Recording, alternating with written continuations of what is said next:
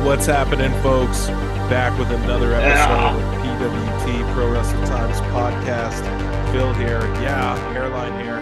Tell them whose pod it is. Top pod in. It's the top boys. Get him right. And we're here with some more pro wrestling action. Make sure, first off, shout out our Patreon, our patron, Russ Paxson. Check us out over at Patreon.com/Pro Wrestle Times. Check us out on Twitter, YouTube at Pro Wrestle Times. Make sure you check us out at Pro Wrestle Clips. We're just going to jump right into the shits, guys, with this episode. Thank you to all of our new subscribers. If you stop subscribing, we don't need you anyways. No, just kidding. We're up like 125% from last month, so we're on the road to 500. And so today, last episode was just all AEW focused. It was just a full, pure AEW episode. This episode, guys, it's purely WWE, Raw, SmackDown, and NXT. We're about to review that all. Hairline, are you excited for that? You're lying to it because we're going to do something else here today. Hairline, I was setting it up. I ruined it.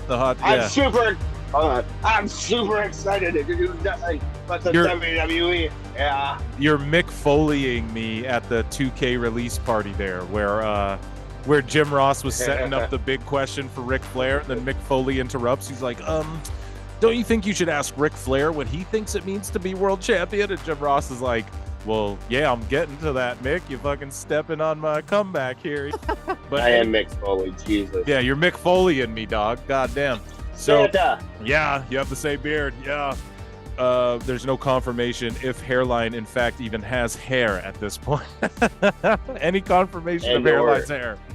And or a line. Yeah, we were going to talk some shit about Twitter as we do. We're not going to focus on the marks and the haters. What we are going to talk about today a little bit is...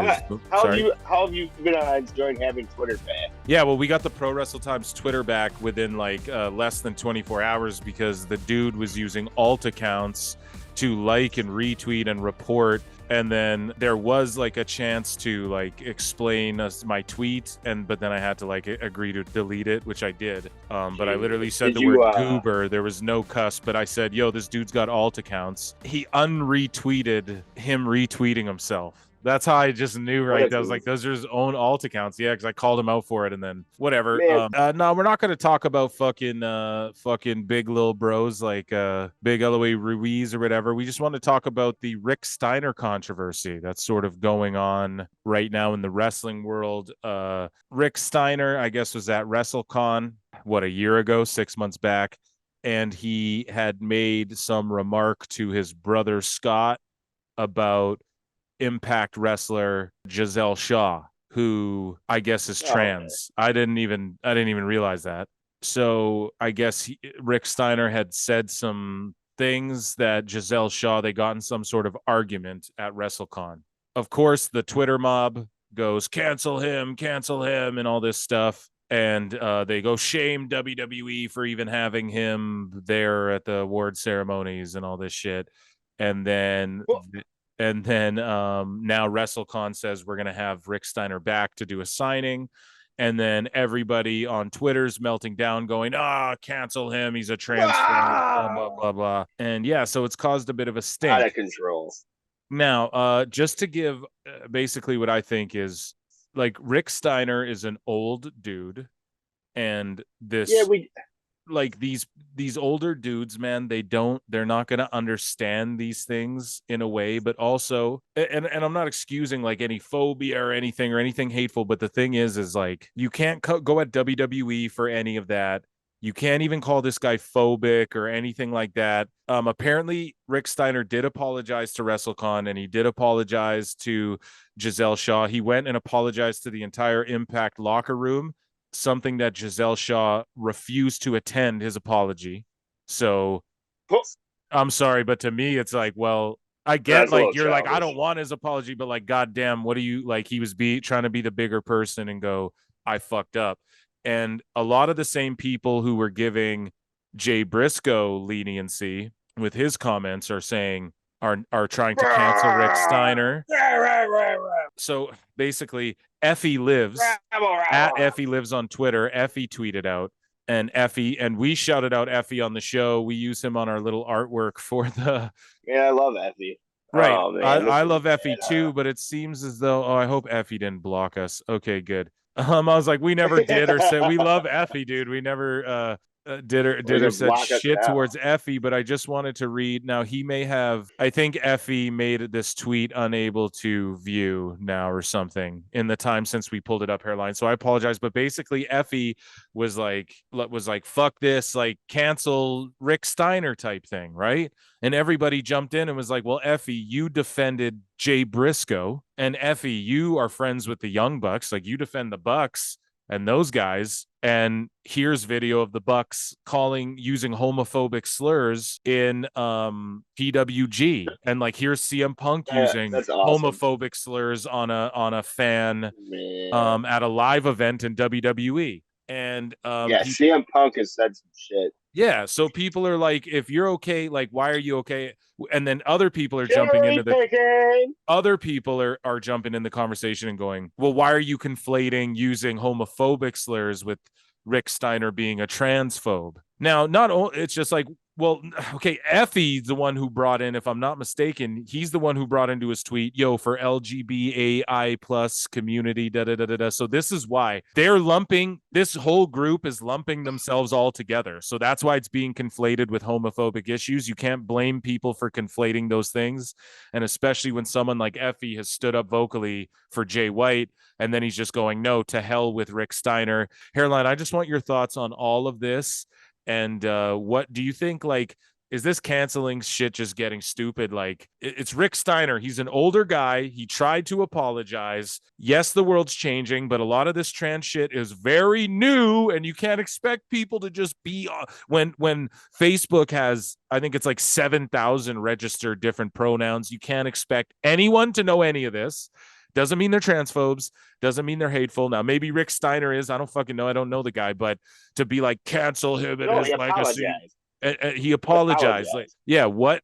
So Jay Briscoe apologized, and people going, what does homophobia have to do with transphobia? Well, it's because all the phobia, ist. You guys are saying everyone's sexist, racist, obic, all these obia, right? So they obviously fall under the same category of phobia and ist or ick or whatever. So all of those things under that category can be compared in a way where, well, what's the difference if somebody says something hateful that's racist or homophobic and then transphobic? Oh, how do you conflate those? Well, because you guys are claiming it's something phobic or hateful or bigoted. So that's why they're being compared. Like, if one guy can come back from saying something that's a mistake and apologize, why can't another gentleman say something that's a mistake and apologize and come back from that? You dumb fucks. That's where the conflation's getting weird. Now, I don't have some big stance on this whole thing. I don't care about getting in the political aspect of any of this. Is it going too goddamn far? Should we just all calm the fuck down? Like, Effy, why are you like saying it's okay for one guy to apologize and grow from his mistakes, but it's not okay for another person? Giselle Shaw, why are you not willing to accept this man's apology? Hairline, your thoughts on all of this? Man, that's a lot. That's a lot to digest. All right, I'm going to start off with first off, I'm going to compare Rick Steiner to what we said about Corny on some past pods. They're from a different era, man. You know, like, right. I don't know, we just like, he's not magically discredited just because he's old. You know what I'm saying? I kind of nutshelled that. You know what I'm saying? But fucking, more or less, I was saying because he's fucking maybe a little bit more ignorant doesn't mean his wrestling matches suck or yada yada yada. You know? Right. I guess I'll use that to fucking jump into, yeah, man, this canceling shit has got out of control. You know, ridiculous, bro. Like, what do they want? Sorry, I don't mean to interrupt. Hold that thought, but like, what do they want? Him to die or never make a dollar again? Like, I don't understand what's the end game of going at him so hard. You want him to go, I apologize for saying this shit. I do. I'm sorry. I'm really sorry. Well, he did that. And Giselle Shaw didn't even want to go. So he did do that. So what do you guys want? It's not an apology because he did that. So what do you want? Him to jump off a building or to never be able to provide for his family again? I don't quite understand what the end game is here. Sorry, go ahead. Well, yeah, man, I don't like. I agree with you. Like, what do they want from him? Now, I guess I'll start this with I am a male. you know. So I don't know what it's like to be transgender or wear those shoes. You know what I'm saying? I don't know Right. anything about that life, so I can't exactly say how Shaw does or does not feel oppressed or yada yada yada or like mentally ill or like just fucking depressed, whatever. You know what I'm saying? I don't know what any of her life is like. Right. But the fact that like he did try to apologize and just to be ignorant about that is kind of like, you know, well, like what do you want then? Because like Exactly. Like, well, what would you want him you're to gonna look just die? Like, what do you want him right. to at least try and have it You, where you can be cordial in the wrestling world together? You don't have to be friends, Giselle, but like, right. Well, like we should be working towards a resolve. So like it just right. seems like fucking. Oh, I just want to whine on Twitter, you know, and like Right. I don't And know, then man. what do you think about like old Young Bucks clips from PWG and then people defending it going, "Oh, this is what I literally saw a tweet of. You've clearly never seen PWG. They did all kinds of edgy shit like that." Now, that's not like diva pillow fights or brawn panties matches saying the F word and I think fucking what's his face and we're not the language police here, dude. Like whatever, we've all said these words, we've all said the fuck they slip, bro. We We're all grew from an up. era too, we're from the Yeah, 90s and shit, you know, we like grew early up. 90s, you say different shit. Yeah, man. But what do you think of like people defending going, "Oh, they did all kinds of edgy shit there," and it's like, yeah, but your guys' standard is like people can't say these things, but it's okay because in PWG Excalibur said the N-word and called people because they were doing edgy stuff, and it's like that's not and then people want to try and cancel what was the Attitude Era. Well, It's like, dude, that's not titties, that's like being racist and trying to make a storyline out of it. Fine, I'm not against like Quentin Tarantino writing a movie like Django where it says the N word 10,000 times. I think that's okay. I'm okay with art being art and all of that. But what do you think of people trying to now go, but Effy, you like the Bucks and look at them saying shit that's like hateful towards, you know, now obviously the Bucks were doing it in like an acting working sense. But what do you think of people digging this stuff up of like Punk and going, look what he said about women before? well, it's like basically there's a tree over there, and it's growing some cherries, and I'm only gonna pick some of them. I'm not gonna pick all of them. And you know, Yes, even sir. though they're all cherries, they're all the same thing. I'm only gonna select a few of them. Yeah. But yeah, more or less, that's what that is, man. You know, it's So, cherry but you're picking. on team like, okay, fuck what Punk said before, fuck what Rick Steiner. This is my favorite quote. Ready? People DMX, are allowed to make mistakes. the great DMX said this one time. He said, "Fuck what you heard, Ah, it's what you're hearing. Listen." Basically, what DMX was saying, like, fuck anything you heard, it's what you're hearing right now. And so, fuck what. for Not sure. to say people don't stand by their words, but people say a lot of shit. The world's changing. Yeah. Can't be mad that some of these older people can't fully acclimate. Now, if he was like out there running the Third Reich of fucking transphobia, I'd be right there with you going, fuck this guy. But he's not doing that. He tried to apologize. And it's like you guys are canceling him from doing a signing. He's Rick fucking Steiner. But ultimately, man, shout out Effy, shout out Giselle Shaw, shout out the Young Bucks, shout out Punk, and shout out Rick Steiner. I was super mad at the Bucks over this whole Punk situation, but now it's subsiding, and we're starting to see like Punk held a talent meeting before the last Collision. Like Punk rallied the boys up and said talent meeting. Do you know what I mean? And that's a real wrestling. Like, okay, I'm glad they split this up because people are gonna see how fucking good Collision is, and I'm over the Bucks Punk drama. I'm fucking over it as far as like whatever. I'm just optimistic about the new direction AEW is going, and not to pivot off of the whole discussion. These bad moves, people think it's a Oh, bad thing. It's not a goddamn bad thing. It's a good thing. The bigger AEW gets as far as like executives and all that shit getting their hands on it. And I know this is ass backwards to say this for the wrestling business, but the more that happens, the more it gets out of Tony's hands. And I don't mean that like fuck Tony Khan, but the more executives are saying, no, we should do kind of like this and this because that's what WWE does. And the more Punk is holding talent meetings and it's him and Brian like doing creative on Collision, the better AEW is going to yeah. get. Watch. Yeah. So, but enough about AEW. We talked so much about them in the last episode and enough of Twitter drama. but we got to give you a little bit of it. Let's talk about WWE. Yeah, finally. So Raw was live from Atlanta, Georgia, Cody Rhodes' home fucking town, and this was a hot crowd. And the show opens with the American Nightmare, Cody Rhodes, and the crowd's fucking erupting. Cody's kissing his mom in the front, his sister fucking cutting the promo. Hard times, daddy, talking about hard times and Brock Lesnar and this and that. First, he shouted out his mom. He was all like, "The other part that nobody knows. My mom was a strong person, a strong fighter, daddy." And then he went into Dusty. And he was in his ring gear, ready to fight. He's like, Brock, we don't got to do this and that. We can get it on. Brock's music hits. Sorry if I'm skipping over stuff in the promo. You can go back and point any specifics out. But no, it's all good. No. So basically, all I want to point out here, man, is how mad do you think Tony Khan was watching this? Because he was all like, oh, I just had Sky Blue do this angle. And like, I just feel like we're constantly seeing it.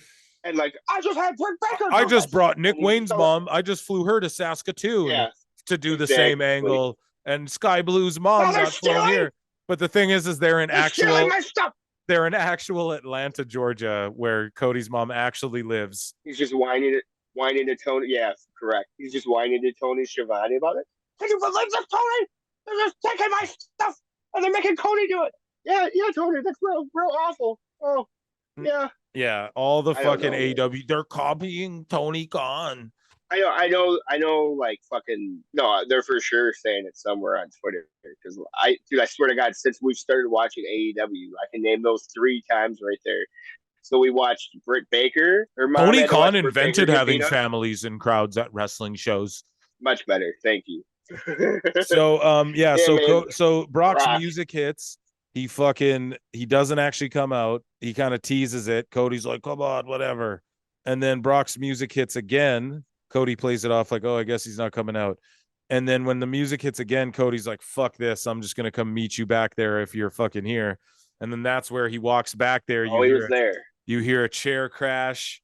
You see a chair come flying out. And then Brock whoops the living dog shit out of Cody.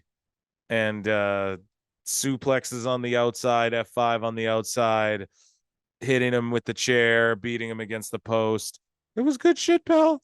And then right in front of Cody's family, Cody's mom sold that shit better than fucking... Way better than Adam Cole watching his wife get exactly. And so, I don't know. This was fucking great. And then they go to commercial. And then when they come back from commercial, they go... And during the commercial, Brock wasn't done. So Brock obviously calling shit on the fly and beating the fuck out of Cody. He's like, I'm not done yet. I got a long plane ride back to Saskatchewan. I'm going to beat the fuck out of this guy a bit more. But I just love how Brock clearly wants to and enjoys working with Cody. I love that. So continuing along. We had Riddle Daddy. We had Gunther Daddy. We had Imperium barred from ringside. But they still accompanied Gunther down to the ring. And as soon as he got down to the ring, they turned around. Yes, sir. And so we love Riddle. We love Gunther. Gunther's the best. Gunther beat Riddle. Good. This match was fucking awesome to me. Yeah. I love these type of hard-hitting, striking matches. And fucking yeah. I would beg to argue this is the best fucking Gunther ever let Riddle look. You know what I'm saying? Ever let him look. Yeah, I like the way you worded that. Well, like, no, for sure, though. You got what I'm saying, though? Like, he let him get a bunch of fucking offense. And how about Gunther's about to beat Honky Tonk Man shit, bro? How do you feel about that? Well deserved, man. Well, yeah, dude. And the Intercontinental belt has never felt this important. And now you got Drew versus Gunther. And I love how Gunther says, my Intercontinental Heavyweight Championship. Like, I love that he says that when he's describing it. And like, this title feels so... You have 3 belts because Seth makes that world title feel so important. You have Roman 3 belts over there, who his belt is the fucking GOATest, the WWE title.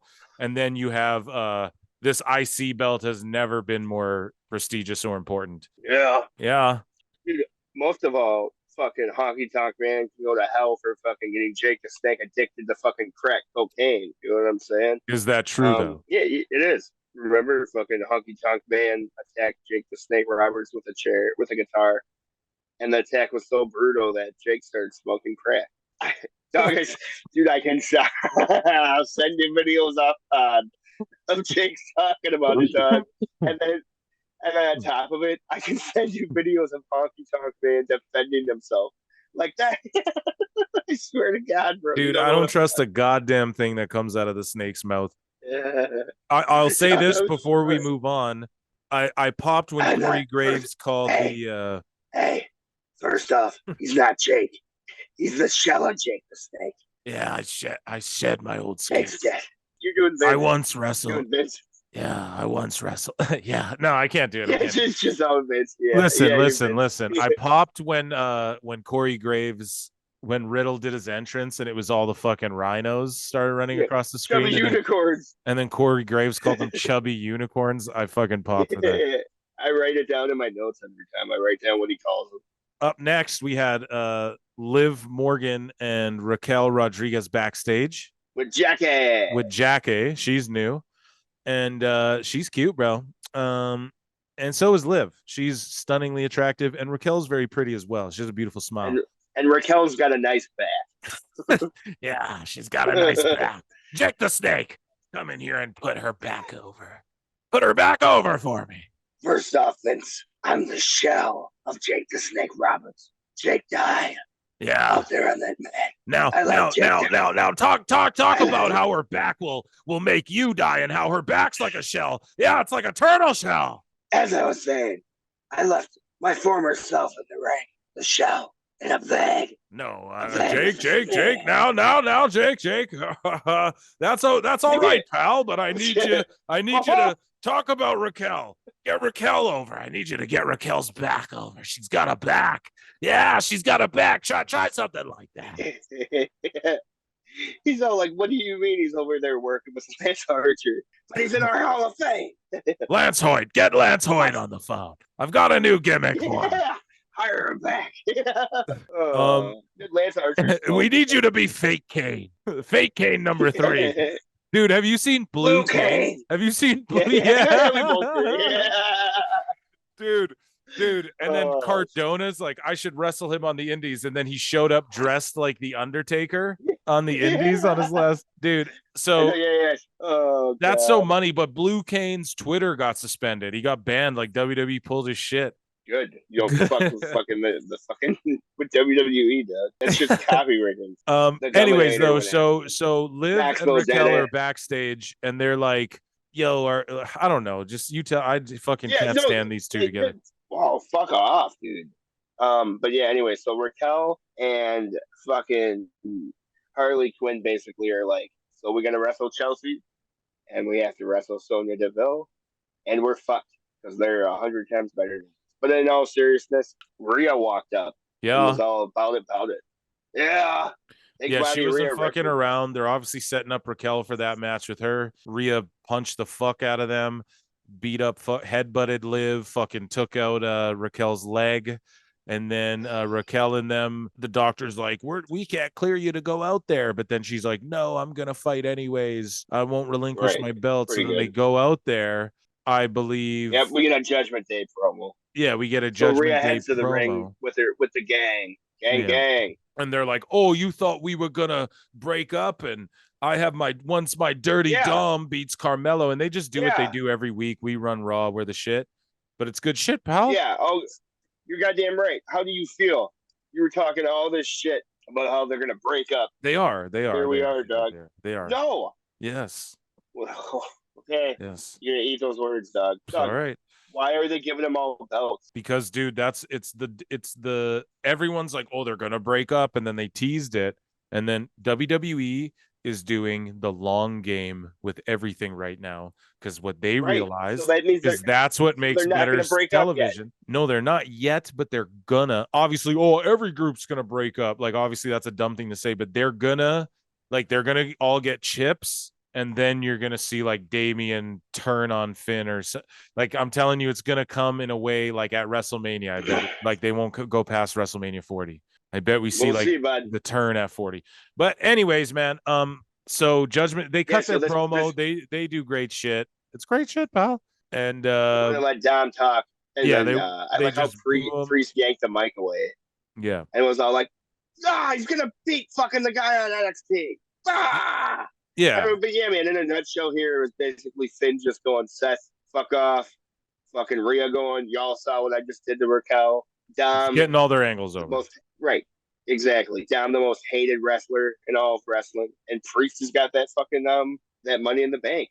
But here comes Sami Zayn and Kevin Owens. So they come out. Zayn is super over. He cuts a great promo, and then he hands it over to Kevin. Basically, the Judgment Day are like, "We'll fight you for the belts," blah. And then he hands it over to Kevin, It loses and his it's mind. so cringe. I'm so sorry. This is so cringe. No, dude, I love it. Oh no, dude, it's great, dude. So It's cringy, Nickelodeon comedy. It's John Cena comedy, bro. I don't Man. like it at all. It was ugly. I don't know. I pop. So And then yeah, go ahead. I pop super. So Priest held up his fucking Money in the Bank title, and KO was all like, "Your briefcase doesn't even matter right now. It has nothing to do with this tag team match. Put it down." Yeah, dude. I don't know if you caught that. I don't know. I popped hard over that. So basically they accept the tag title match. It would have just been a normal match, but the titles are on the line because of KO's hot-headedness, whatever. So then up next, You're a hater, dude. No, I'm not. We I get like it. And then we go into the women's tag team WWE Tag Team Championship match. Liv Morgan and Raquel Rodriguez versus Chelsea Green and Sonya Deville. And the champions who just won the belts last week get jobbed out and lose the titles this week. So apparently Ronda might have another UFC fight. And then she feels like and I called it. I said if she comes back, she'll go to featherweight, 145 pounds, and then try and win that vacant belt there because Amanda Nunes just retired and she can fight some fucking scrub beater and then retire. And that apparently she's going to go do more like Hollywood film, that type of stuff. And she's still down to WWE, but just way less. These are all rumors, by the way, but awful. I'm like, this is coming from people who claim that they spoke directly to her and stuff like that and her family and stuff. So she is absolutely cringe on the microphone. Whoever's telling her to go to Hollywood is a fucking bad friend. Well, haven't you seen her in like Expendables? She was in Expendables 3. She was in the fucking the Entourage movie. She's not bad reading lines and shit. She's just not good at fake pretending to have to fake fight people. Like she really fights people, bro. It's a different. She's an Olympic champion. It's hard for people like that to get it. Like not everyone's Kurt Angle, you know? Like she really fucks people up. Like you gotta, she just can't do the acting shit that good. She's good in ring. Well, I apologize. I was just going off her WWE run. You know what I'm saying? But based off that, she's always fucking up and just like she just thinks right now in WWE her stock is like diminishing a bit with the way the crowd doesn't really recept to her and she's not moving the needle. So she thinks that she can go win a UFC fight, raise her stock again as the baddest woman on the planet, and then go on and continue to do films and still show up for Mania, but like they rush this Baszler angle and why all of a sudden this tag titles are getting just hot potatoed.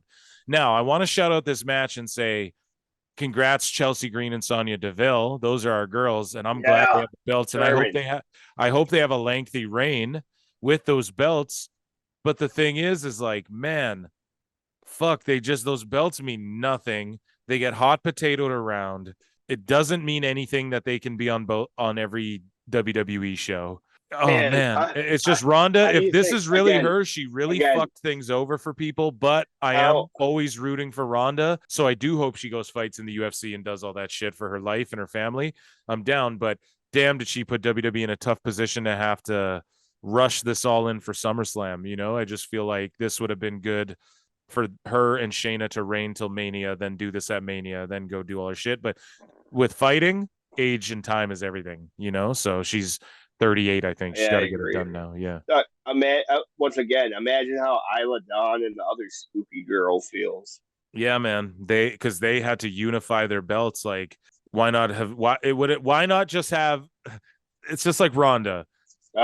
I feel like this is such a rush last minute thing. No. It's just such a rush last minute thing because why didn't WWE have the foresight to take the belts off of Ronda or to have Ronda and Shayna do that turn, but against Isla and Alba, give them that huge moment of YouTube clips and everything where Shayna turns on shit. and unify the belts, Right. have them on the forefront of the tag division now, and they earned it. It's not like they didn't earn their solid. shit in NXT, and then you just start the feud from there. Then you have all that time to build to SummerSlam instead of just Raquel's back, Liv's back, now they're injured again. They lose the belts to Chelsea, and what the fuck? Have Chelsea and Sonya beat Isla and Alba at SummerSlam, and Shayna and Ronda face at SummerSlam as well. Like I don't know, they just really fucked it up with that whole situation. But no, you're right. Shout out Chelsea and Sonya, and that's why I feel like this is sort of like what the fuck, Ronda. It has to be on her because how did WWE not have the foresight? She had to have like last minute just been like, oh, I want to change plans or something. Because like, how else does this happen? Alpha Academy take on the Viking Raiders, and Maxine's about to graduate, which she sort of did during this match. Hold on, bro. This was a Viking rules match. A Viking rules match. So what are the rules? There are no exactly rules. No. There are no rules, and there's a bunch of shields. We'll put a bunch of shields around the ring. So basically, I think it shows them warming up. They go to commercial. They come back. Okay, this match was really Titus. I don't know. I just loved it. It was just so WWE. How good was Titus, bro? Titus, dude, and then right, that's the main thing. Titus on commentary. How hype was he? Great, dude. How good Titus, was that? I love fuck. Graves was all like, "Oh, I heard you're a fucking Viking rules expert," and he's all like, "No, I'm not a Viking rules expert, despite what you've been told. I've never been in a Viking rules match." Yeah, Titus was just funny, man. He was getting me so hyped. Yeah, mark it out. Yeah. Yeah. Dude, yeah, and they should third guy, right? Fuck, put him as the third guy, dude. I'd listen to that. Yeah, for sure, bro. It was good. Yeah, and then Booker T would be great. Yeah, so some of the spots in this match were good, and I like the Maxine, whatever she did her little spot. She hit the slam, and then Gable was gonna put the jacket on her and like graduate her. Yeah, and that was all. I don't know. It's just marky, silly shit. Like I like how they just saved the silly shit for that little segment, and then man, it was the rest of the show is really serious. Yeah, and then exactly. And you still have your cowardly heels and all that, but it's not just interwoven with phony shit that makes it. And like this match is serious. When you see fucking Gable doing O'Connor roll deadlift Germans on fucking Eric and Ivar, who are big, huge guys, you're like, wow, he's a specimen. Holy crap. Yeah, it's right. So this was a great match, and then I love how Graves was calling Otis Otis like throughout the fucking match. He's calling him Otis. Like I just love how that's his name now. But sorry, you go ahead. So my favorite part of the match was Otis's comeback once his lady got knocked down and Gable got knocked down, and he was the only one up, and he just started hulking up and shit, and he was looking around at the crowd, and the crowd started popping. Good shit, man. And he took out both the Viking Raiders. Oh yeah. Yeah. And then honorable mention here, fucking at the end, fucking Graves was all like, "Well, this match goes out to a very special Viking named Lars. He'd really appreciate this match," which was a shout out to Lars Fredrickson from the Ratsids. So that was pretty cool. Ruby Soho, what? Lars does his own wrestling podcast. Yeah. So up next we had more like Ruby So-So. Okay, shut the fuck up, you cornet mark. Okay, so up next we have Shayna Baszler versus Nikki Cross in a squash match, and we had Miz TV. So Shayna comes out, she's all mean. Nikki Cross comes out, just gets rear naked choked. Shayna, quote unquote, takes out her frustration on Nikki, and then I think Ronda cut a promo. Yeah, it was the most awkward. That's such smart booking, though. It was the most awkward fucking promo I've ever heard in my goddamn life. It is smart booking, but they got to have the roles reversed. It should be Shayna babyface, Ronda heel, because Ronda just so unlikable. Yeah, no, I wrote in my notes, "Who's the baby face?" I was really confused. Yeah. And I then don't know, man. Yeah, Ronda's really fucking cringe on the mic, bro. yeah, dude. Then we had Miz TV, and his special guest was Becky Lynch, who was looking so fly. She's got such drippy outfits. And then Unlike Seth. Seth be looking ridiculous lately. yeah. Well, Becky was when she was big time Beck, she was doing that too. That's why I like she's just like chill, wearing Adidas, wearing like kind of hood. She dresses kind of like hip hoppy, kind of not hood, but like Yeah, like corn. yeah, like you know. So, Yeah, yes. um, so Lynch comes out. She's cutting great fucking promos. Like she's the only woman cutting promos that don't just sound like rehearsed Yeah, garbage. And dude. Trish, Dude, I know, man. Becky can always like hook me in no matter what. I yeah, don't know, she man. Charlotte even when kind of I'm has kind of decent cringing at promos her, like she that. hooks me. That's exactly it. Becky hooks you in, even if you're like, I'm not into this. Like 2 minutes into her, 2 seconds into her promo, you're hooked. And then so Trish she goes, I know how this works, blah blah blah. Trish comes out with Zoe Stark. Yeah, Trish, this was all like, this was like, how dare you ruin the surprise? yeah, Becky Yeah, goats that was so Trish good. into fucking accepting this match with her, but Becky's got to beat Zoe Stark first, and she has some deal where if she loses, you have to tattoo your chest or some stupid shit. That was just all extra too much nonsense. But either way, Yeah. So, yeah, like, she was all like, I have three rules. And I was like, she said the first one. And I was like, oh, okay. And then she said the second one. And I was like, oh, okay. And then she said the tattoo thing. And it was like, right there, you lost me. yeah, I'm you're just like, doing too you much. fucking, yeah, you're no longer suspending my disbelief. Like, I know for sure fucking Becky Lynch ain't getting a fucking tattoo on her Yeah, chest. You I it's guess, though, I putting a should have. hat on top of a hat on top of a hat. I guess to be fair though, yeah, it's not exactly like I knew Rey Mysterio would lose an eye. Yeah. So like Yeah, remember when he lost a fucking eye? Jesus. right. So like I shouldn't Uh, say it's preposterous for Becky to get a tattoo. oh God. Yeah, I know what we'll do. So We'll have Becky get a tattoo. yeah, I mean, I don't know. I just whatever. This is what it is, but I'm down to watch like this feud continue because I like all three of these women. So up next we had Shinsuke versus Bronson Reed. And I like Uh, both of these I'm guys. over it. This is a Japanese style match, but Tommaso Ciampa ends up running out, and basically Miz has. I think the Miz K Nakamura thing isn't going to be done entirely. I think his heel turn here is going to see the dawn of Miz K Nakamura. Do you want to know why? Because Bronson Reed has taken money and helped out the Miz. Tommaso's mad at Bronson, like because of the Miz's intermingling, he made a feud happen between Tommaso and Bronson.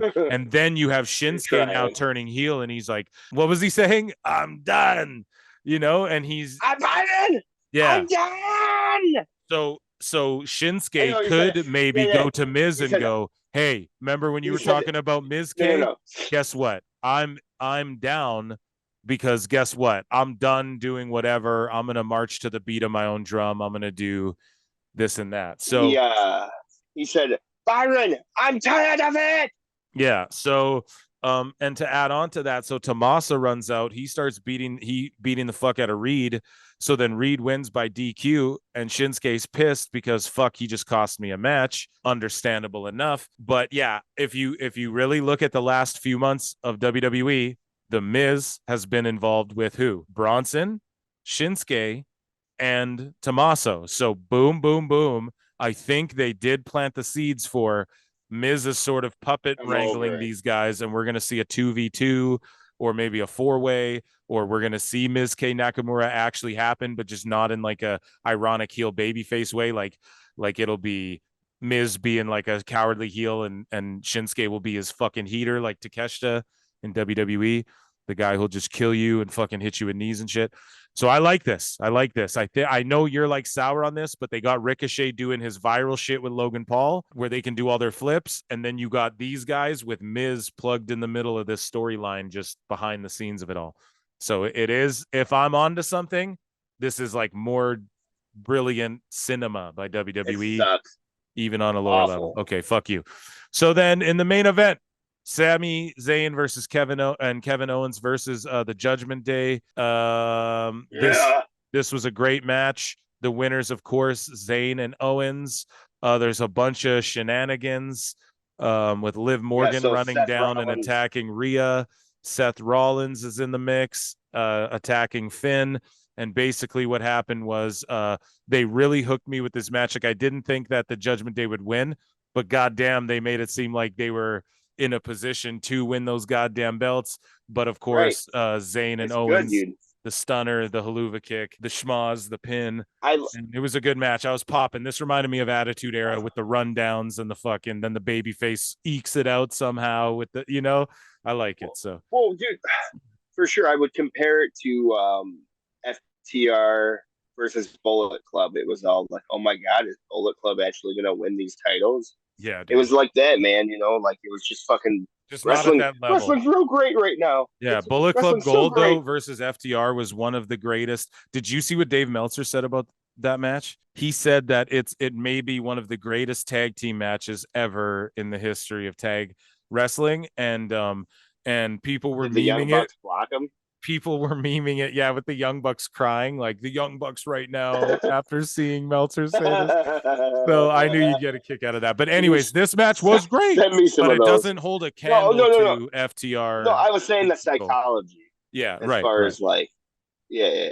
And for your weekly TV show, this match was for your weekly TV show. WWE doesn't give you those matches unless it's on a pay-per-view, or unless randomly Miz and Seth Rollins are like, fuck it, we're going. Going. Yeah. But anyways. Yeah. Yeah. The Miz only brings you pay-per-view quality. So, lucky us. Yeah. Grayson Waller wishes. Oh, you better slow down. But yeah, man, anyways, so fucking like you said, Liv Morgan made her way down to the ring and attacked fucking Rhea. Basically confirming that, yeah, we're going to get fucking Rhea versus fucking Raquel at SummerSlam. So I guess Liv Morgan's just weaved into, I don't know, whatever. Guys, we're getting into NXT. I hope you're excited. So I know Hairline's excited for this this next little bit here, NXT. We are going to make a commitment to review it every week. If Dragunov and Breaker are on there, and you got Carmelo Hayes, and you got the Judgment Day are on there, and Corbin, Ali, it's a main roster show. We got to start watching it. Yeah, it was sick, bro. I don't know, man. So I guess I'm just gonna start this being controversial. Like I told you off pod, I thought this was better than Collision. I know you disagree. I do disagree. That's the whole thing about this. I know that's the whole thing about this podcast, though. It's two different two people's like viewpoints. You know what I'm saying? And we don't have to agree on everything. You know? No, fuck no. Okay, here's the thing, bro. This is just me being honest.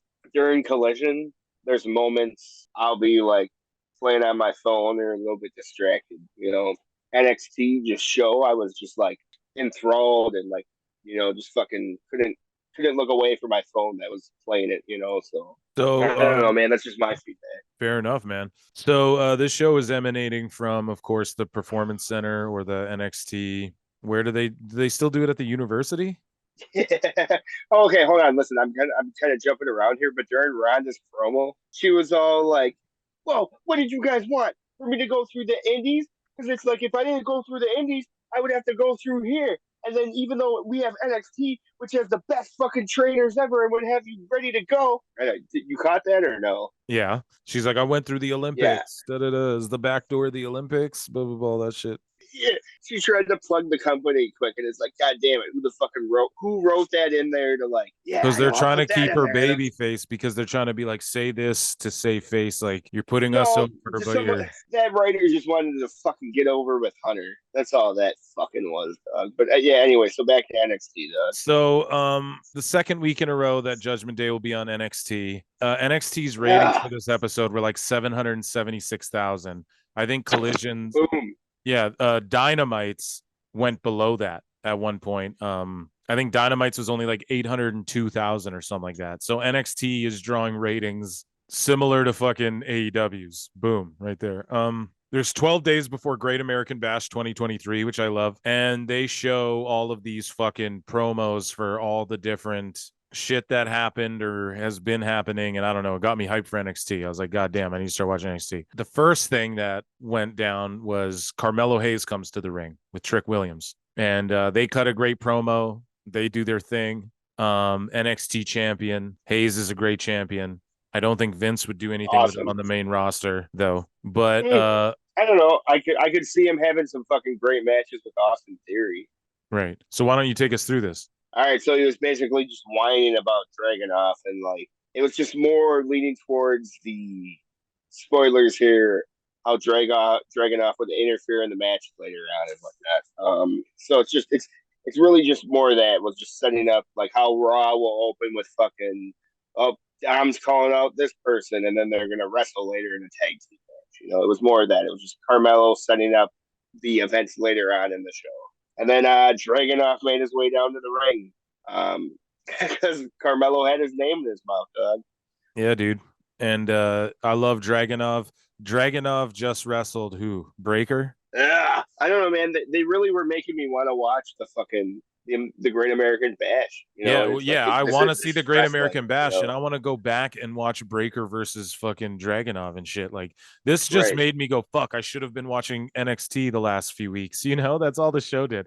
But yeah, I'm hyped for the Great American Bash.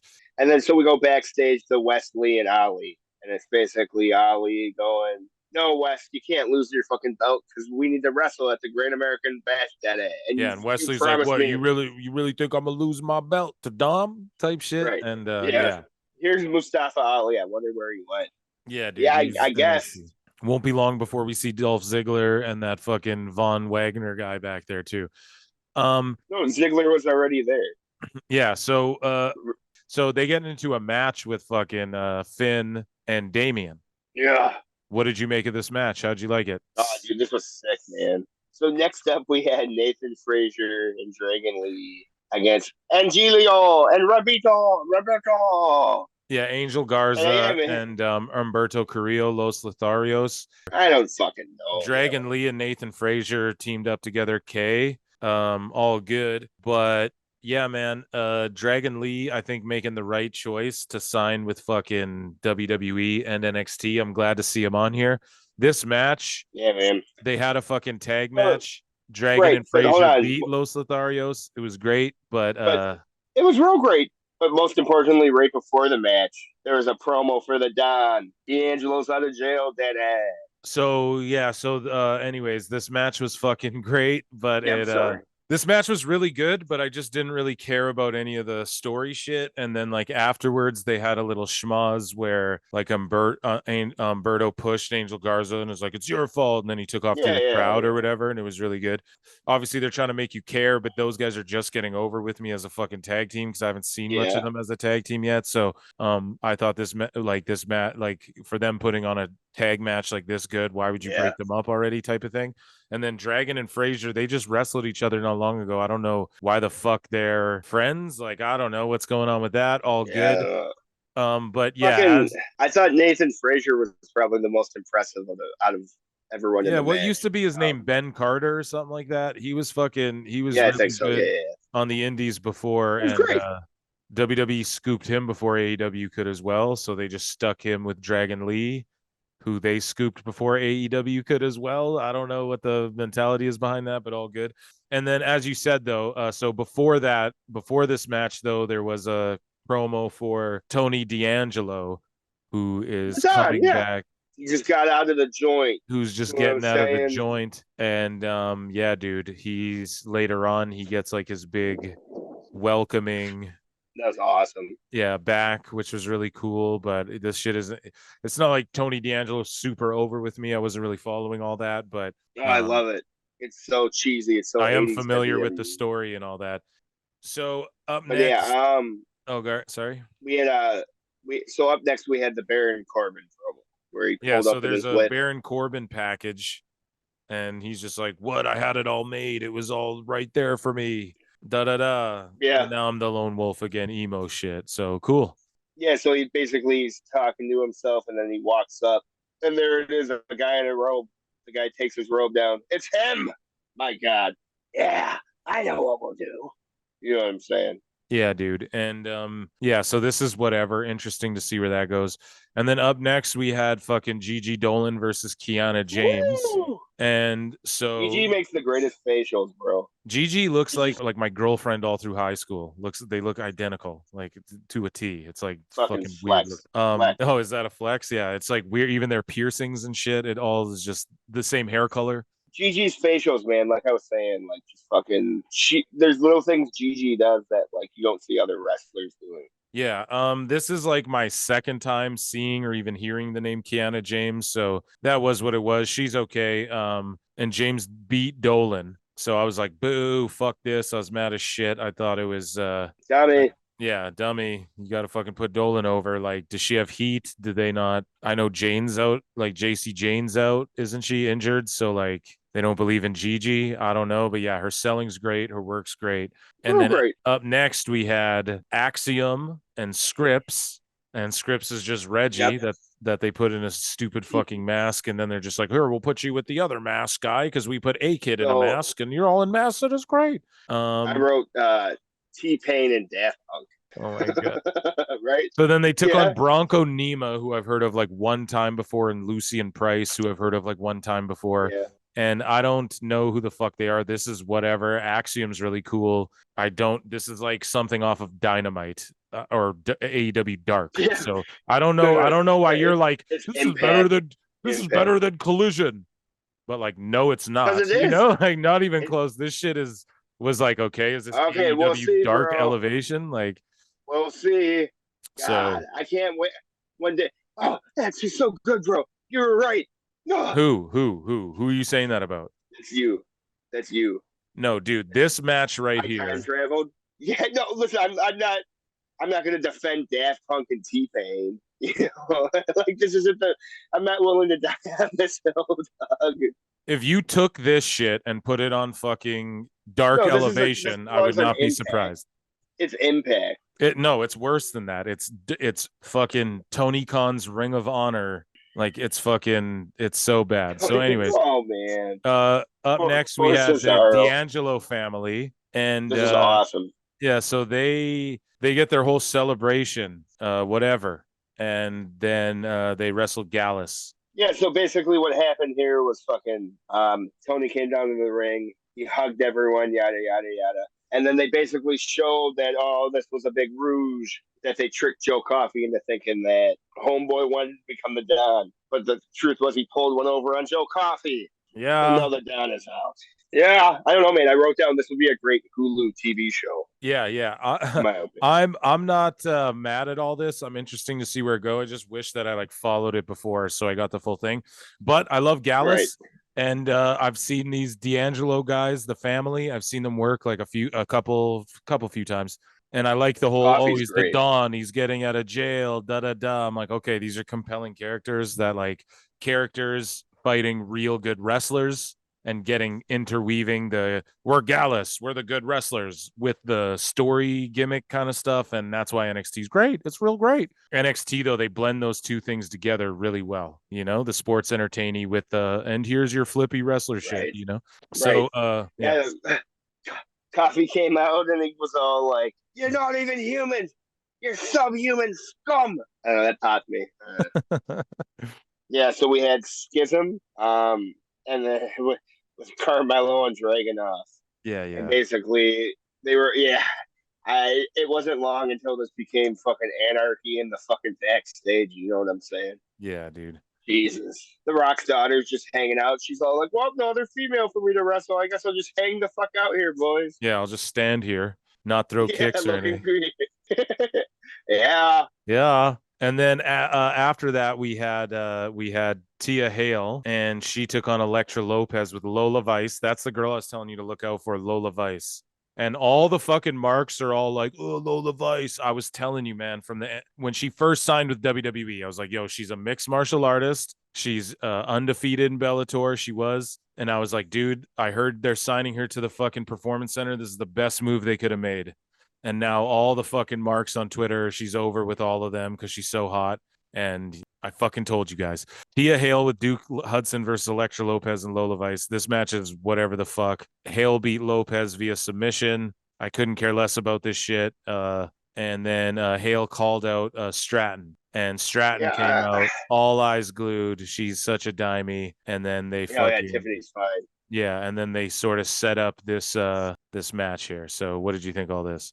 Yeah, so fucking Tiffany came out and she was jumbling some words, man. So it's just like you can tell like she's still like green in areas. Obviously, though, this is NXT, so like it's okay to be greener than a fucking pepper bush here, you know. So it is what it is, Doug.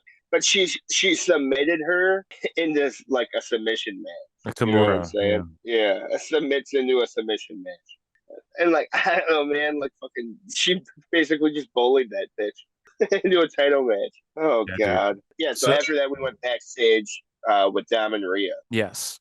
So D'Angelo walks up and he goes, Dom. And he says hi. And he goes, oh, Benny. I'm a fucking mark, bro. I don't know. It's those little things like that. You just pop the shit out of me. Oh, I was just gonna say, yeah, I just enjoy that Judgment Day on NXT. So more of that. Yeah, it's great, dude. Right, dude. Honestly, that's why I tuned in. I was like, what do you mean I get extra fucking Judgment Day in my week? Fuck yeah. Yeah, dude. And then basically Rhea just had this schmoz with this other gothic girl. I apologize, listeners, for not knowing names. Yeah. Like Phil said, we're going to start listening to more or watching more NXT. You guys will be listening to her. Yeah, Rhea was basically like, I believe in you, so prove it. Don't make me look dumb. And then Dom was like, I agree. You don't want to get on mommy's bad side, you know? So Yeah. And then up next we had Eddie Thorpe versus Oro Mensa with Meta 4. Cool name, clever name. what is this metaphor shit? Like, is it supposed to be like fucking what's that comedy with the dead body and the two guys? It's like the movie where like they got the corpse and it's like the two teenagers and they're like trying to convince everyone he's still alive and they're like they put the sunglasses on him and shit. Man, I don't know, but all I know is that this new faction, with the help of the Lash guy in the Legend, chair. Jakara Jackson, Noam Dar, and Dijak, Oro Mensa pulled off a huge upset over Eddie Thorpe with a running spinning heel kick. This match was like pretty good. I'm not like a huge fan of either of these guys. Like I'm not too familiar with them, but it was good, solid work. And Metaphor is a cool faction, cool, clever name, I guess. So then we get I think we see Booker T. Isn't he doing some like backstage? At some point, there was some backstage shit where Booker T was talking to Roxanne Perez backstage on like Instagram or some shit. Yeah, so Blair Davenport's doing like a Sports Center style back and forth UFC style where they shit talk each other over the air or whatever. Davenport's just like, you're not ready to roll with me. Like, I'm gonna fuck you up. You won't be in the title picture for a while. Perez walks out. And then also, yeah, so NXT Anonymous caught Booker T motivating Perez earlier in the day. Doesn't NXT Anonymous fucking reek of Vince or like just like, oh, wait till Vince sees this, he's gonna love it. Oh, I don't know, but if it's an actual social media account, that's very smart. Yeah, well, yeah, I'm sure it is. I'm just saying, like, fucking, what was the thing where that caught Eddie Guerrero cheating with China or cheating on China? GTV. Yeah, so it's like that. You know what I'm saying? Like, oh, wait till Vince sees this. You know? Yeah. So next up, we had Dirty Dom versus Wesley Dede. So we had the North American Championship match, the moment everyone was waiting for. Wesley versus Dominic Mysterio with Rhea Ripley. Basically, what happened? Okay. Okay, so basically what this show set up is Ali's going to fight Wesley at Great American Bash with no title on the line because Dominic Mysterio won the fucking belt after Rhea hit Wesley and hardwayed him with her world title, women's world title, which got Dirty Dom as your North American NXT champion. Yeah, Money in the Bank on Priest. Dirty Dom's got the North American title. Rhea's got the World Women's title. That's what I was saying. See, Judgment Day ain't going nowhere. Yeah, because who doesn't have runs WWE? Yeah. Who doesn't have a belt and who's not going to win one? Finn. So he's going to be the odd man out. He's going to be the only one without a title of some sort. What if though? Dog, I swear he's to not God, beating Seth. He's not beating Seth. Seth's he's too big of a draw right now. Can we just hold on for a second though? Like you having to deal with me. How awful would that be for you, Doug? Yeah, that first 24 hours of that. Yeah, I'm gonna block you. Yeah, yeah. Dude. I suggest it, and then you just unblock me in 24 hours because it's gonna be awful. What if Finn became the demon? Jesus Christ. Oh yeah, no, well, like no, legit though, like a purple demon, like that couldn't beat Seth. Bro, I don't know what the fuck you're talking about, but go watch New Japan if you want some shit like that.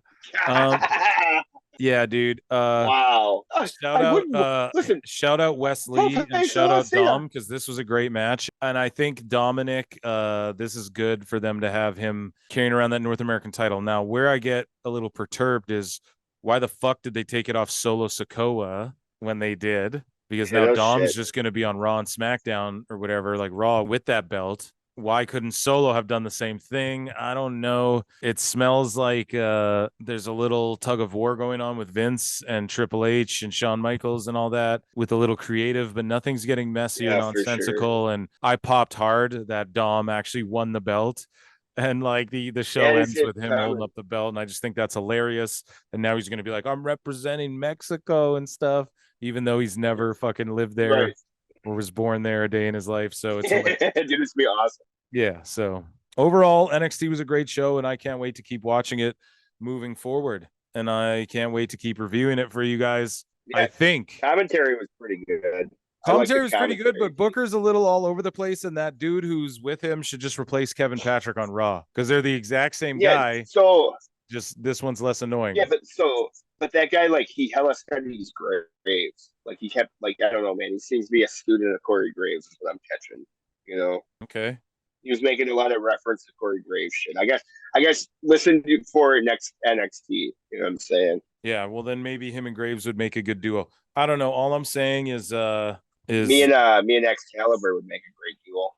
oh god, folks. No, Before Hairline flies this plane into a fucking side of a mountain with his Excalibur shit.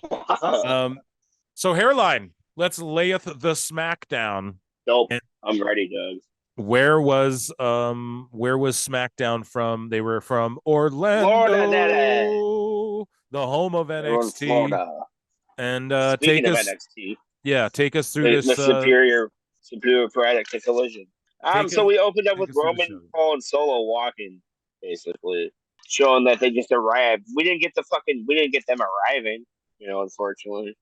Um, yeah, it was just like them selling the sizzle. You know what I'm saying? Like, top of the show, you guys, Roman's here. And That's a rarity. he's such a ratings Hey, boost. All these marks who are like, Triple H, don't pull the trigger. And then you show pictures of fucking Drew and Cardiff. You guys, I know we all love Drew, but he wouldn't get ratings like Roman gets ratings. It's that simple. right.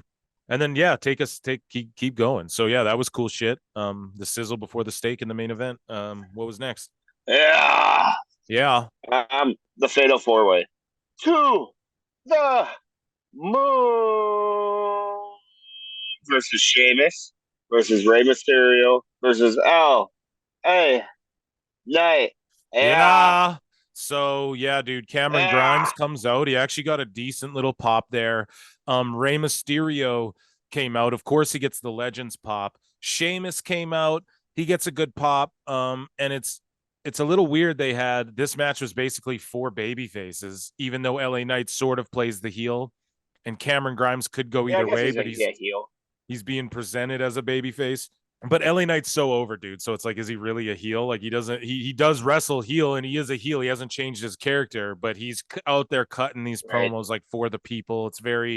He's about to organically shift, I feel like, very much like The Rock. But either way, I love how everyone comes out, and then LA Knight, gets his promo, and his promo crushes. The crowd's popping. They're right. Here's the other thing. When he has the mic, notice this. When other people have the mic, like Bailey and all these fucking people in WWE, Wow. I had to do it. You're going at me with, you keep poking at me this episode, and so I gotta fuck with you back, dude. So, but like, okay, but eye for an eye, the whole world's blind, Doug. What the hell? You're not Yeah. new here. Well, I'm also not a cuck, Yeah. and I'm gonna sit here and take this like I'm Buddy No fucking one. Matthews. Nobody accused you of being Buddy Matthews. Second off, I did see that video of Rhea going, "Yeah, me and Dom fuck." It censored fuck. Yeah. Or like when they were all like, what are you and Dom's favorite pastime? Good shit, pal. Yeah. Yeah, What a cock. it's wild, Yeah. man. Yeah, it's like I swear Vince just loves cucking people out. Okay, but the point I was making is that when LA Knight grabs the mic, you hear the whole crowd quiet down and they're just waiting to hear what it reminds me of The Rock, dude. Like when The Rock or Austin had the mic, fucking Right. everyone was I like, get what you're saying. yeah, like, and when, like, let's just say Rey Mysterio's talking, the people aren't like, unless they're in Puerto Rico, everyone's not like, oh, they're all like talking and yelling shit and stuff. But it's just when LA Knight grabs the mic, you hear the whole crowd, boom, they're captivated on every word and they just know where to pop for his shit. Yeah. Anyways, this match was okay. It wasn't the best fatal 4-way of all time. Rey Mysterio, or pardon me, who pulled out the win, Hairline? Take me through this. Yeah, it was Rey Mysterio. Right. And so why did Mysterio. So Grimes is in there to take a pin. They haven't really built him up. Why the fuck is he winning and not LA Knight? Yeah, because good things come to those who wait. Okay. LA Knight's got the number 1 shirt, number 3 shirt, and number 4 shirt in WWE right now. Number 2 is Cody. Yeah. So why aren't they pulling the trigger with him? Goddamn right. Well, does he need a belt? No, but well, wait though. Does Austin Theory? He just beat Cena. They've been doing nothing really. He's about to beat up Santos Escobar on fucking SmackDown. Why does he need that belt more than LA? Actually, maybe I think maybe you could, because LA's super over regardless. So I think you're right. That he doesn't need a belt. Yeah. You're right. He doesn't even need one. Thank you. And we've been saying this too. See, sometimes you just got to say shit out loud before you know. So, but Hairline, how about this too though? We have been saying on the show too, like, okay, just give LA a bunch of wins and then he can lose to Roman even. Like, I don't care. Just get him to that spot. You know, I just want to see him up in that picture. That's all, you know? Yeah, we'll get there for sure. Yeah, we'll get there. Yeah, so basically I don't know if it's exactly deception, but we're getting LWO versus LWO. So right. The rumors are apparently they're bringing in Los Lotharios, like Garza and Humberto are going to be brought into the LWO faction, and we were seeing a little divide with them, Angel Garza and Humberto Carrillo. Oh, from NXT. Yeah. So remember there was dissension between them too. Like Humberto pushed Garza on the last NXT after their match. So apparently Ray's immediately apparently Ray's immediately going back on that. No. Apparently Ray's gonna bring them into LWO, and then that shows more of a divide. Like maybe their divide will bleed into this sort of, because they're clearly building like Santos and them are gonna kick Ray out of LWO and LWO is going to go heel or something. I think I personally feel that way because Legado del Fantasma were better as heels, even though they were luchas. And like right now they're not lucha seats. Yeah. Right now they're not using Raul Mendoza or Joaquin Wild. They're just using like Santos all the time. And then Zelina's sort of doing her own thing. We don't know that for sure though. I know we don't know that, but I think expanding the LWO would be a great idea. And then I think I agree that it is the correct move. And then I think them kicking Ray out and then going, no, we're heels now. Like LWO were heels in WCW, I believe, for the most part. So I just think going back to that might be a really good idea. But that's the rumors anyways that are the dirt sheets are reporting. But and then obviously Austin Theory was out there. He kind of got fucking involved in the finish, but it was weird. Like they also, like, this is what I didn't like about the match. They had Rey Mysterio go for the pin, and then like Theory fucked it up, and then Ray just did the sequence and then got the win anyways. It was like, no, it should have been like Ray's supposed to win the match, but then LA Knight fucking, imagine if Theory had a weaseled one over on LA Knight too. That would have got a lot of heat on fucking Theory, but then it would have got LA Knight a little more over and up the scale, and then he gets fucked over, and then he's a little more over. But either way, man, I just thought this match was like, I don't know why they picked Ray, but I guess they just want Theory to beat a bunch of fucking legends and eke out title wins, which is fine. Yeah, man. I'm not mad at it. I like Theory, bro. Listen, it all goes back to fucking, that's my guy. That's my guy. Ray, get Ray in here. Ray, you're going to put everyone over. He's the next Dolph Ziggler. Yeah, right, exactly. Take us through the show, Hairline. What happened next? Yeah, next up they had the Carvender twins. I don't, you know sports way better than me. Those two twins that were standing in the crowd. Yeah, they are at the I don't know. Performance Center. They are basketball players, and throughout this Okay. SmackDown, yeah, they were like very sought after basketball players. And during that 3 months there, where WWE was like, we're going for people outside of wrestlers, you know what I mean? We want, yeah. So they recruited these twins, and throughout the show, they go to a bunch of NXT people who are in the crowd. And this is, I know they're in Orlando, but kind of what you said. If you pay attention, they're slowly making NXT the third main brand, and that's and I like it. Let's do it, man. You were right. Yeah. So it'll be great. It'll be great. Yeah. So we'll put it on Saturday. It'll get tons of rain. It'll be great. Sorry. I want to keep going though. We'll put it on Saturday, and I think as long as we get over 5,000, then as long as the TBS is happy, right? Yeah, we'll be real great. Yeah, man. So it's with these twins and shit. Basically, what I was seeing is fucking Vince was all like, "Get the Bella twins in here, sir." They don't work for us anymore. Yeah, get the Bella twins, sir. They don't work here anymore. In fact, they use the name the Garcia twins. What the fuck? What? Somebody call Cena. Sir. Cena's not with Nikki anymore. But they got married at WrestleMania. Yeah. Remember when I beat God? Yeah. That fucking Mark Meltzer gave me 3 stars for it. Yeah. Jesus. But no, I guess in a nutshell, that's all I'm getting at, man. Is I'm seeing them making a new Bella twins, these athletic twins. Yeah. The Bella twins couldn't wrestle till fucking Daniel Bryan got them. So. Man, I was gonna say Nikki's and Bree's last stints.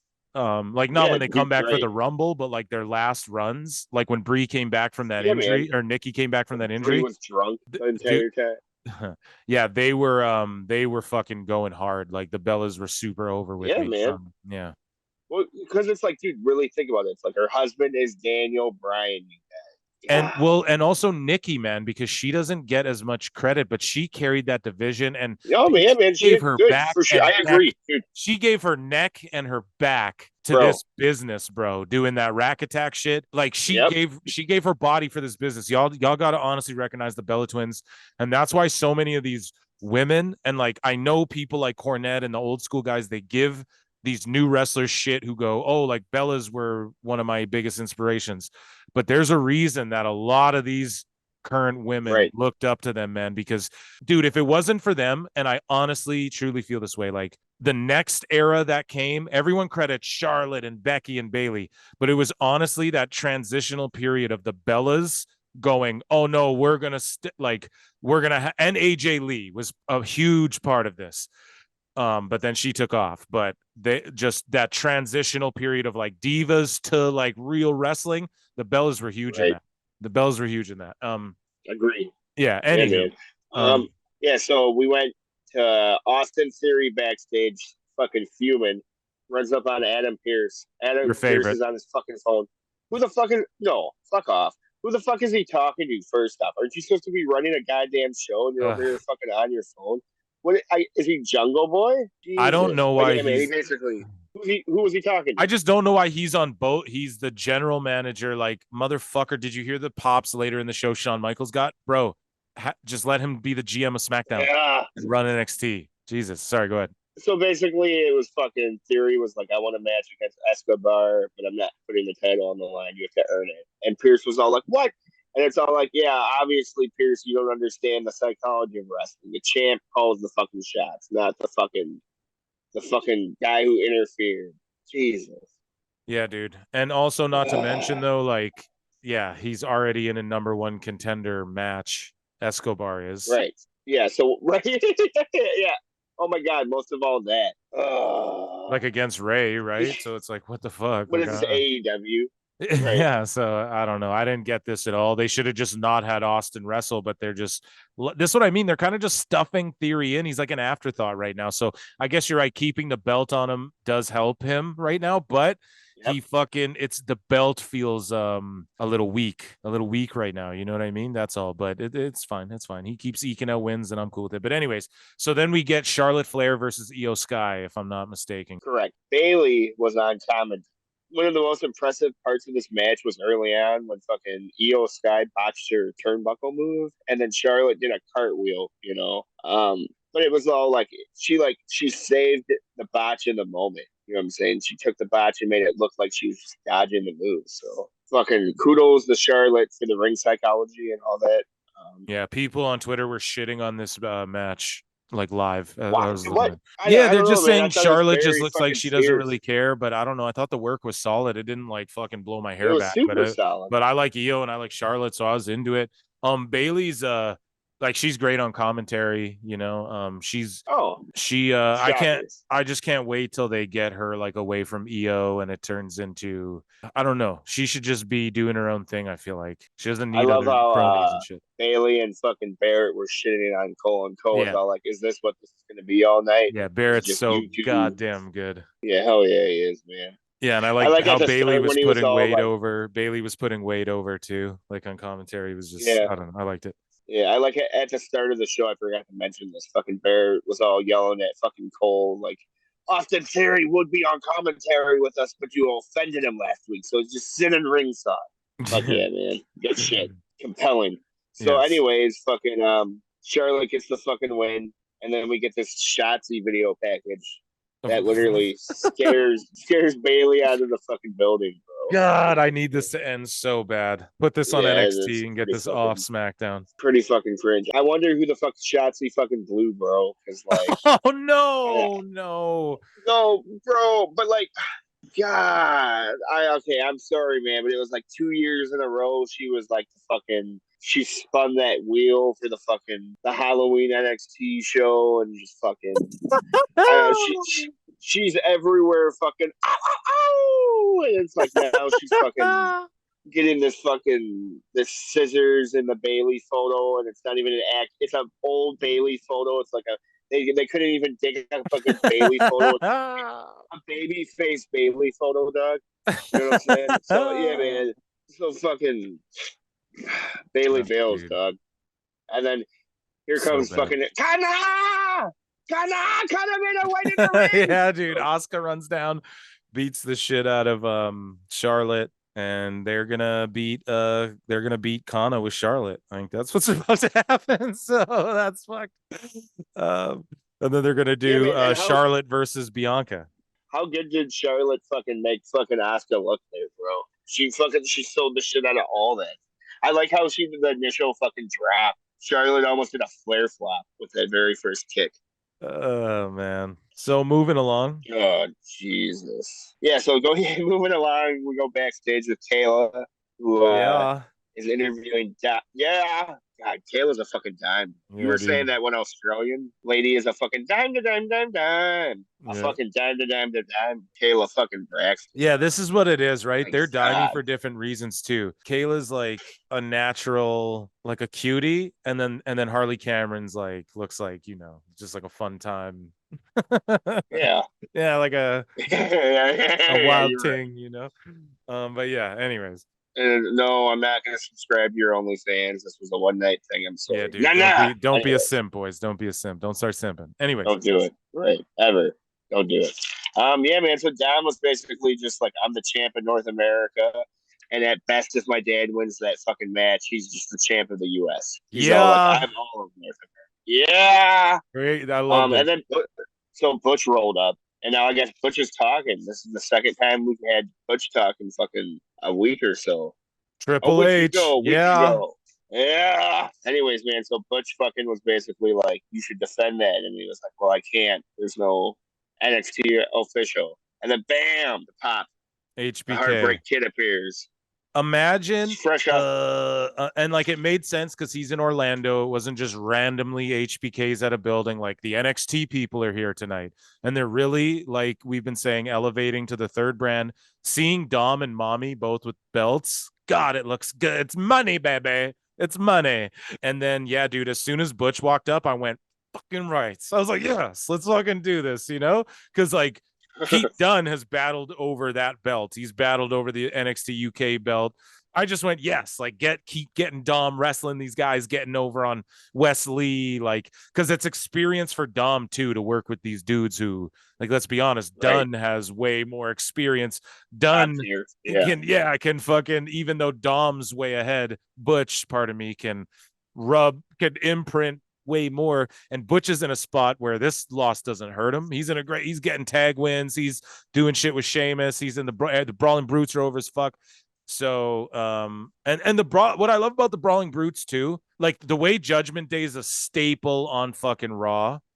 I like that the Brawling Brutes are like a staple of SmackDown. It's fight night, like I just love that shit. I love it. And that's what Collision's establishing too. That's why I love the show. Because oh dude, I'm gonna turn the show and I'm gonna see Bullet Club Gold, I'm gonna see Punk, and I'm gonna see FTR. You turn on Dynamite, I'd rather watch and you might get fucking Gravity versus Commander. You're gonna get Gravity versus Pac. Like, you just don't know what you're gonna get, and it's kind of like, well, who is Gravity? Who is this guy? He's okay. So I'm not gonna go super into this, but you're about to get triggered by what I say. You're about to get triggered. I guess he's a luchador he is pretty dope. I've looked up highlights and shit, but I mean, that doesn't mean, I think like MJF pointed it out before. He's like, no, like these guys aren't dope. Like, you just look up, you've seen highlights of them on fucking Twitter and go, oh, they great because they do a 450 splash and shit. But Gravity, he's like a good lucha guy. He was just on Death Before Dishonor Wrestling Commander, and they had, like, I was popping. They had like a good lucha style match. Like, if that shit was on Triple Mania, it'd be fucking over as shit. Meltzer would give it 400 stars. So, but Gravity's like a decent luchador, but he's like this indie dude that everyone accuses WWE of stealing Axiom's gimmick from. Everyone accuses WWE of taking A-Kid and stealing Gravity's gimmick and putting it on Axiom.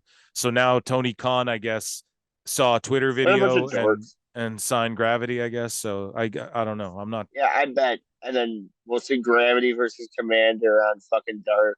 And then before we know it, he'll start ghosting them and blah, blah, blah.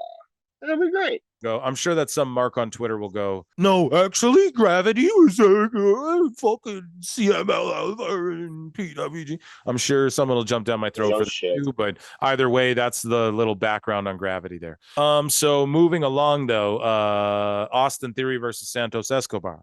Yeah, man, I don't know. I just wasn't exactly invested into this. It was just all like, I like Theory. Escobar is okay, but like, I just like, he literally like just pissed him off 5 minutes ago. So it was like, what was the build of this guy? That he interfered? Yeah, they're just quickly stuffing Theory in because they're going to have this match on SmackDown to try and have a big match before the pay-per-view or whatever. But I like WWE. So yeah, the rumor mill, they're saying that Vince McMahon wanted more than fucking 8 matches on SummerSlam, and Triple H is like, no, we're doing 8. We're sticking hard. And so Austin Theory's defending the US title before SummerSlam, which is like, I was saying, I think off pod, but WWE always does that. They put a big match before the pay-per-view for the go-home show, because why else do you want to watch the go-home show? You want it to be all filler? No, they're gonna have a big match on there for the main event. So and then I like that Triple H is being able to go like, no, we're gonna stick with a hard 8, and that's better for WWE. That's better, man. Keep it tight and nice, and the really important shit put on there. And then it's not like fucking, I just watched Death Before Dishonor last night and my brain scrambled, because it was 5 hours fucking long. So anyways, I wasn't super invested in this either, but dude, it was a solid match. Like, I'm gonna be honest, it was like, it was like, okay, these guys work great. Up next though, am I skipping a package? But we had I think we go to commercial. So we go to commercial and we come back and we have Bobby Lashley standing with Carmelo Hayse and Trick Williams. Yes. Wakanda forever, brother. So what do you think he's doing now? What Wakanda forever? What do you think he's doing now, though? He's got Trick and Carmelo, and he's like, I was hoping to see you guys here tonight. He's got the Street Profits. What is he doing? I think, and the way Lashley's dressed all sharp and this is what they're doing. They're doing like that TV show, The Ballers, that The Rock was on.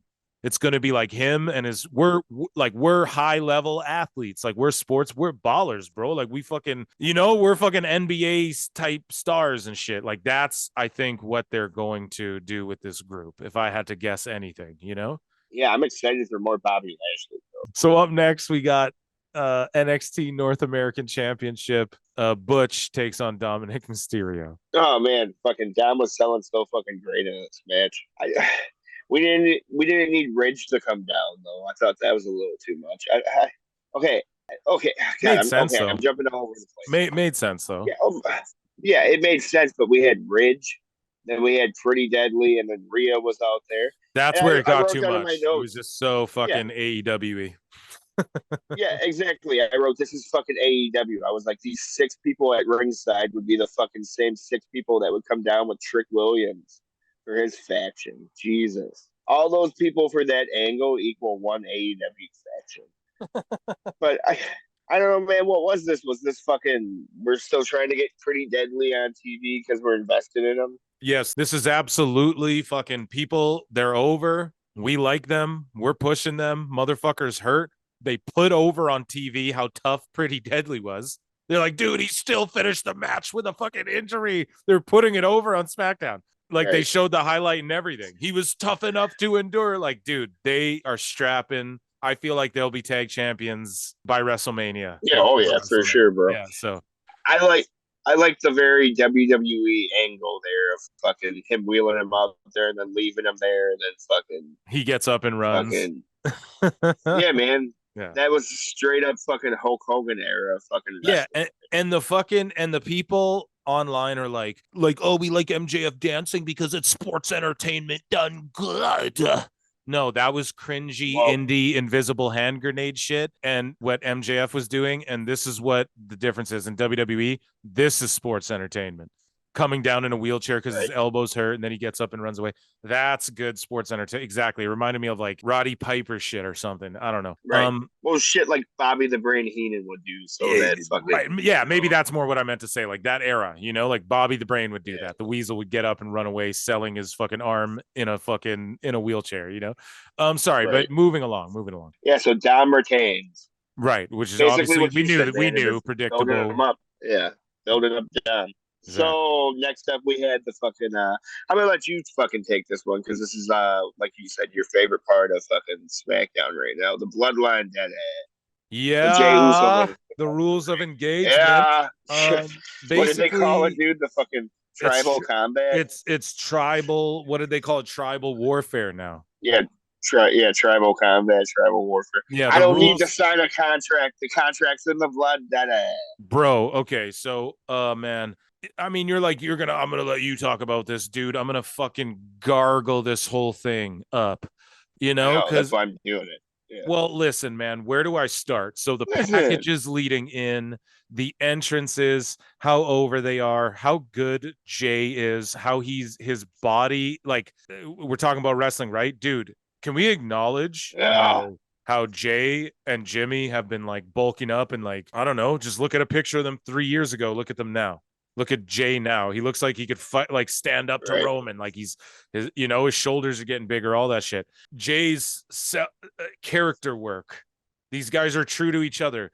The way they talk, like the way, like where I grew up and the way I grew up, this is how people talk to each other. This was so over with me. So I don't even know where to really start. Like Roman comes down, takes his time. Orlando acknowledged me.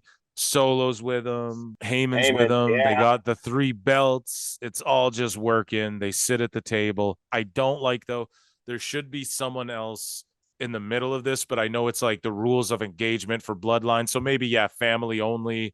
Like Roman calls the shots, like you say. So no, it's just going to be us type shit. And then I don't know, like I'm not going to go through every beat and every, like, first off, how good were each of their promos back and forth? Like Roman was stroking, fucking Jay was stroking, like all their lines were hitting.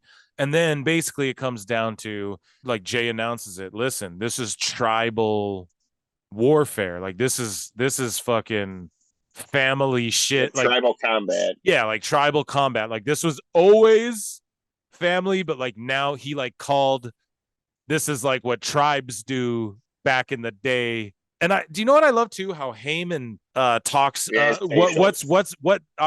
sorry. Is he speaking Samoan? I believe that would just be the language, right? I could Google that. Or Paul. I love that he speaks like Samoan to them, and he'll just throw lines out there, and like just the old pictures that surface online of like Paul E managing the Wild Samoans and stuff like this. Like, yeah, I love all that, dude. This is all just hitting on all cylinders. And then, but sorry, at the end, basically Jay goes, no, it's now this. Like now we're calling it, it's tribal, whatever. Which I think it's a mutual family, but now this is a war and anything goes, and we're ending this. Like it's about to be resolved once and for all. And then basically they shake hands and they touch heads, dude. Like on some real fucking shit. Like this is like real what they said, bro. This is tribal shit, bro. As an indigenous man, I'm popping for all this. I'm like, dude, it's so cool seeing brown motherfuckers who look like my cousins on here, like doing all this, you know?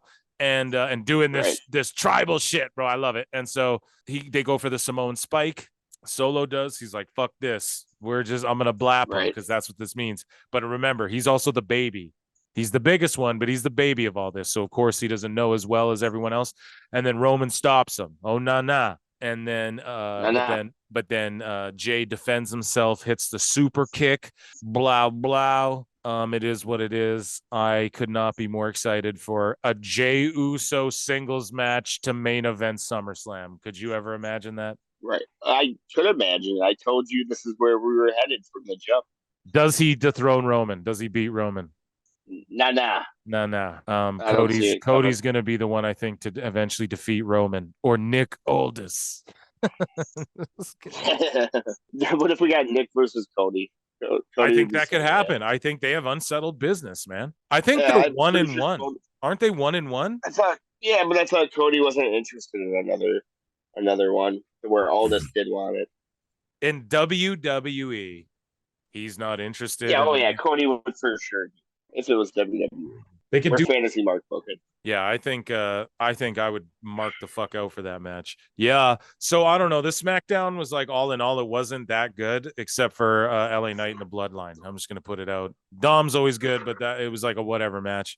A lot of shenanigan schmaz shit in it. So Dom was great. Dom's great. It was great. But yeah, this Bloodline shit, dude. I don't know. I'm hyped for SummerSlam. You know, I can't wait to get fucking crunkied and watch it. Oh my god, right? It's like a week away, right? Yeah, I think that's our episode of PWT Pro Wrestle Times podcast, folks. We fixed the Patreon. I fixed the Patreon up a bit at patreon.com/Pro Wrestle Times, as I was saying. So there's only one $5 tier. You join that and we shout you out on the show. You get our backstage shit. You get our exclusive content, yada, yada, yada. Make sure you check that out. And it's the best. The Patreon's the best way to support us. And yeah, shout out Russ Paxton once again. If you want to just check out what the fuck we're talking about, see me argue on Twitter, see fucking hairline talk shit with people on TikTok, see what memes we're posting on Instagram. Check us out at Pro Wrestle Times or at PWT Podcast. On YouTube, check us out at Pro Wrestle Times. Check us out at Pro Wrestle Clips. We're on the road to 500. And yeah, guys, we just can't thank you guys enough for all the support and love and clicks and sharing our videos around. If you guys are paying attention to the channel, I'm trying to drop like as much clips as possible. We're trying to drop as much content as we can for you guys this summer. We're trying to ramp up the number of episodes and reviews and all that shit we do. And guys, we just cannot thank you enough for leaving the comments, just arguing and laughing and just showing that we're really building a good, strong community here. I'm going to get the Discord going soon. It is coming. We got Discord coming. I promise. It's almost ready to unveil. We got a bunch of dark sides recorded in the bank that are going to come for you guys. And yeah, I don't know what the next show is going to be, but it's going to be goddamn fun. And we're working our way. Once we hit 1,000 subscribers, we're doing premium live events on our YouTube channel. This is a premium live pod, premium pod event. This is what's coming, guys. So we got to keep building this community. And yeah, the Discord's coming next. Check out the Patreon. I've already said it a million times. Guys, thank you so much for listening. Phil. Yeah. Hairline. Top pod. I can slap a tornado.